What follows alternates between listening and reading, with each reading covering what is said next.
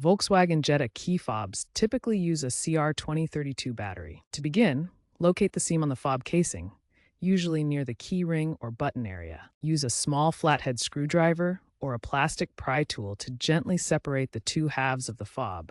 Be careful not to scratch the plastic. Once open, you'll see the battery, often held in place by a small plastic clip or gasket. Note the battery's orientation, positive side up, before carefully prying it out. A small screwdriver can help, but avoid excessive force to prevent damaging the contacts.